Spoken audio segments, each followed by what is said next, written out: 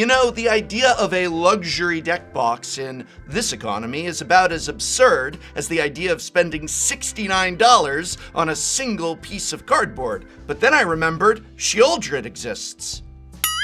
Wow, I better get a playset for Rakdos Midrange and Standard, or Rakdos Midrange and Pioneer, or Rakdos Midrange and Modern.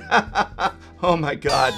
So I guess if you're willing to spend that much on a single piece of cardboard, the idea of a high-end, expensive, yet luxury deck box for your favorite Magic the Gathering deck is suddenly a lot less crazy. So how do you know if you're purchasing something of true craftsmanship and quality, or something that doesn't quite hold up to your high standards? Well, now, I don't normally review Beadle and Grimm's as they offer limited run specialty items, and I figure there's little to no purpose in a review of a product that came out months prior and can no longer be purchased. But I will say I've been a fan of a lot of their past work, especially their very cool Kamigawa Neon Dynasty themed backpack and accessory collection, which is why just for my personal collection, I purchased this Phyrexia All Will Be One deck box package as, let's say, a gift to myself. But I became alarmed when I saw a bevy of posts on social media and Reddit about defective deck boxes, including a Phyrexian language mental misstep and a Tolarian Academy translation guide. The Phyrexian deck box was the heart of this collection, but I had something more akin to a heart attack when I held it in my hand.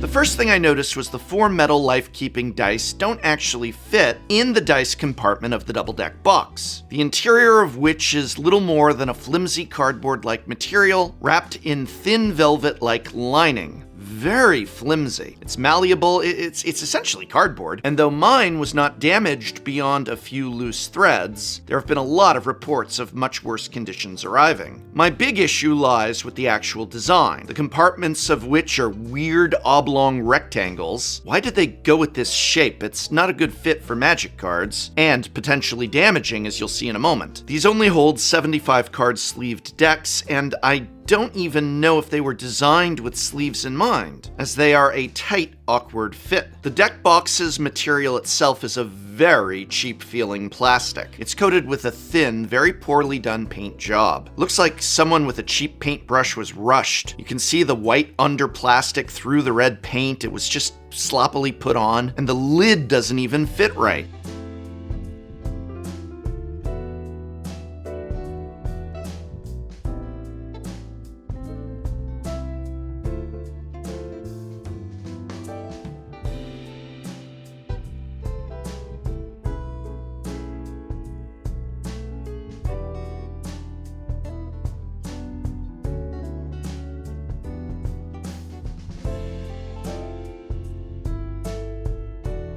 I don't understand how you could hold this in your hand and see that the lid doesn't properly fit onto the box. And again, in case you're thinking, oh, it needs to be the other way around, I've got it backwards. No, you can hear it. I can't believe how expensive this was. This plastic feels so cheap and flimsy, I'm worried it's gonna snap if I apply pressure wrong. The whole thing just looks ugly, though not in the proper Phyrexian ugly way. Quality of materials aside, a lot of the design choices here are just perplexing. Look at, once we've actually got a 75 card, single-sleeved deck inside, never mind that dropping in another deck, it's often a little awkward with the shape of these compartments, but now that you have both decks inside, how exactly do you get them out? The handhold access only goes about halfway down. So after that, I need to turn the entire thing upside down, holding one deck in my hand.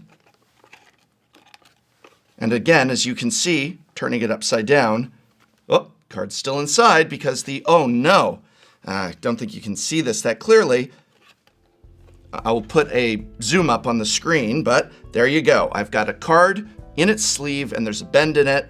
and imagine people coming in and out of games of Magic the Gathering. The result I see with using this is a lot of bent sleeves and bent cards. This is all such a step down from the Kamigawa Neon Dynasty backpack collection, which was a wild experience to open up and see all the great goodies inside. I do like the presentation of the Phyrexian Language Mental Misstep, though a playset instead of a one-off would have been nice. And since Beadle and Grimm's is known for making really cool Dungeons & Dragons tie-ins, things like maps and other aesthetic handouts and bonus adventure experiences, I was excited for the Tolarian Academy Handbook, but it ended up containing typos. Just that this has errors at all in it is very disappointing. But a deck box is not just about flavor and design. There's a huge need for practicality and use as well, and that's the sort of thing that got overlooked here. Imagining that you want to offer a cool Phyrexian chamber box to people is one thing, but being sure that the compartments are the right size, that they function right, that cards go in and out of them easily and effectively, and if nothing else, are not ever having a chance at damaging the cards, that is all important too, especially with a high-end luxury item.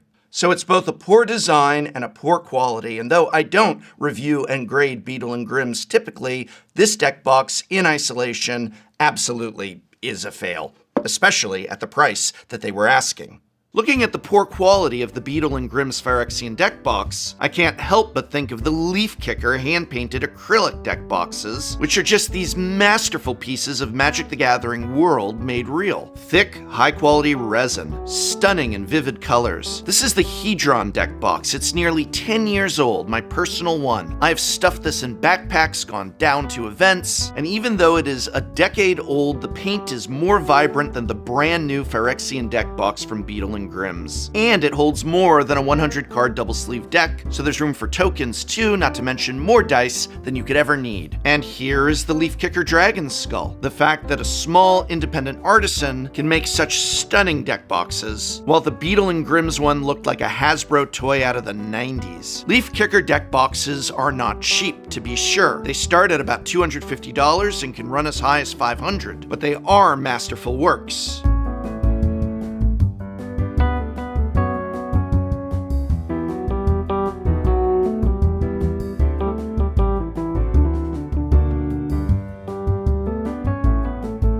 Now with Leifkickers, there is an issue with just getting a hold of them. Keep in mind these are custom made to order, though if you keep an eye on Leifkicker's Etsy store, you might luck out in seeing some placed there, but the best process is just to join his Patreon and get on a list. So yes, these are limited in number simply because they are handmade and just stunning works of master craftsmanship.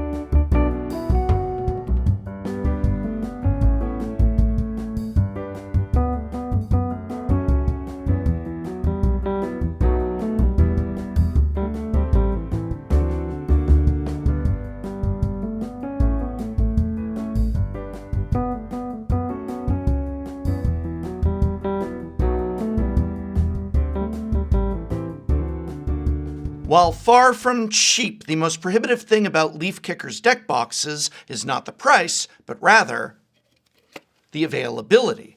Leifkicker Studios is still small and independently owned and operated, which means that the best way to get a hold of a Leifkicker deck box, such as one of these, is to follow their Patreon, which I will link in this video's description, keep an eye on their Etsy page, and other socials.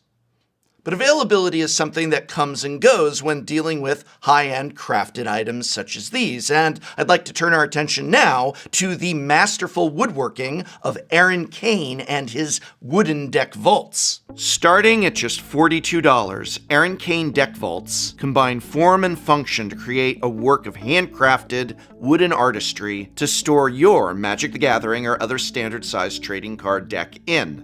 Cain has been crafting deck boxes like these for over a decade now. I've certainly been reviewing and just using his many works for nearly that long, and they remain one of my favorite deck boxes ever, if not my very favorite. While getting custom work done by Cain can involve the same difficulties of getting on a very long list behind others booking for custom work, Cain often runs Kickstarters for things like his deck vaults, one of which is running right now, with prices starting as low as $42 and then working their way up depending on what custom choices you would want to add. Elevate your deck box with the distinctive options of wooden market marquetry inlays, or pearlescent resin, seamlessly woven into the very fabric of the structure, lending it a sleek and sophisticated charm. Select options such as a window for seeing your commander or face card. Choose what size you want. Get a compact size, or a size with a built-in bottom compartment for dice and tokens. Whatever you pick when you pick Aaron Cain, you are getting a truly seamless masterpiece. You know, I've been using Aaron Cain deck boxes for close to a decade now, and they hold up. This is actually my very first Aaron Cain deck box that I ever got, one of the original deck vaults, and it's still in perfect condition, still a beautiful work of craftsmanship. That's because when you buy something like this, you're not just buying a chunk of plastic that was spit off of an assembly line. You're actually getting a work of, dare I say, art. Certainly you're purchasing a deck box for life, something that you can have years later, a decade later in this case, and you wouldn't even know it from looking at it. It looks exactly like one that was made today, except it's 10 years old. I will have this deck box for the rest of my life.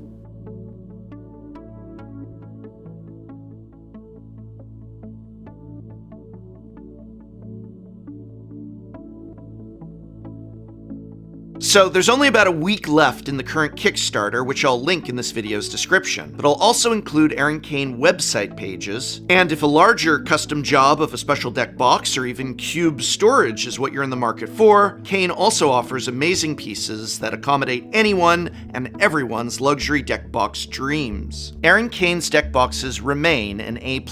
If I had to keep just one deck box for the rest of my life, it would be one made by Aaron Cain.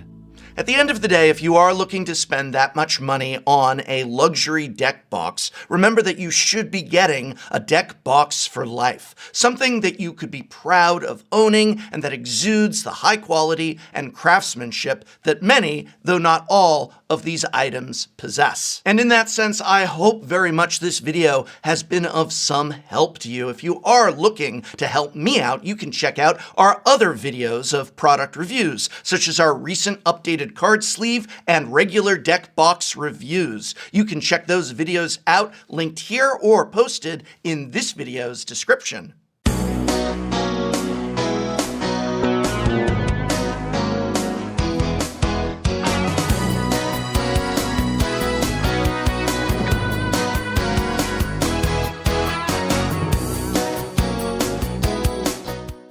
Next time on Shuffle Up and Play. Today, we are drafting not just a vintage cube, but a paper vintage cube. Not just a paper vintage cube, but a powered paper vintage cube. That's right, a collection of some of the most powerful cards in Magic's history. I love it. It's like my own personal museum. Current Magic has got nothing on Dark Ritual and the Hypnotic Spectre. Yeah, I was born a few years after it. I thought you were gonna say you were born from a Dark Ritual. Yeah, she was. Let's look very closely at these two cards. Why is this banned and not this? Tap one, I'm gonna Elvish Piper for a Massacre Worm. Blighted Colossus, when it hits the graveyard, reveal it, and I shuffle it into the library. So at least I get a shuffle. Up and play. Right. I'm gonna up and play. Don't make me up and play. Yeah. Don't make me up and play.